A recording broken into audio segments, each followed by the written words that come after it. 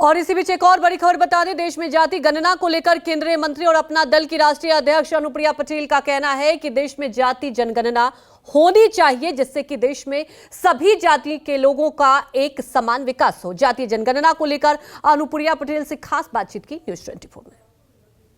हमारे साथ अपना दल की राष्ट्रीय अध्यक्ष, भारत सरकार में केंद्रीय मंत्री और एनडीए की मजबूत सहयोगी अनुप्रिया पटेल साथ में है। अच्छा अनुप्रिया जी, एक मुद्दा चल रहा है जाति जनगणना का। कहा जाता है कि मतलब भाजपा से इतर आप खड़ी हैं और आप कहती हैं कि सपोर्ट खुल के कर रही हैं, कई बार आपके बयान भी, कि जाति जनगणना होना चाहिए। बीजेपी इसका विरोध तो नहीं करती, लेकिन शायद समर्थन भी नहीं कर रही। आरएसएस के एक कोई प्रांत के कोई पदाधिकारी हैं महाराष्ट्र विदर्भ में, कल उनका बयान में सुन रहा था कि इससे समाज में बिखराव होगा, वैमनस्य पैदा होगा, इस तरह की बात होने की।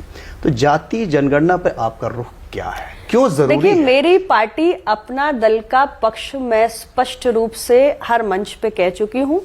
हम जातीय जनगणना के पक्षधर हैं। देश में कास्ट सेंसस होनी चाहिए। देश की सामाजिक संरचना का आधार हमारी जाति व्यवस्था है। विभिन्न जातियों के लोग मिलकर इस देश में रहते आए हैं, पूरे भाईचारे के भाव से रहते आए हैं और सबकी क्या संख्या है ये स्पष्ट रूप से प्रामाणिक आंकड़े देश को जानने का अधिकार है।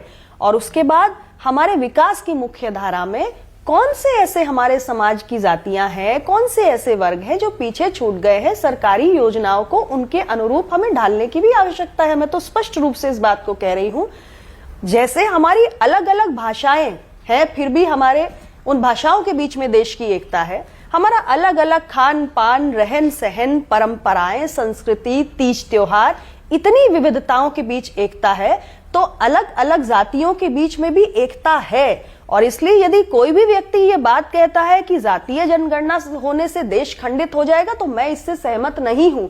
अगर अलग अलग भाषाओं के रहते ये देश खंडित नहीं हो सकता, अलग अलग खान पान, रहन सहन, तीज त्योहार के रहते ये देश एक रह सकता है, तो अलग अलग जातियों के रहते ये देश हमेशा एक रहा है, एक है, एक रहेगा।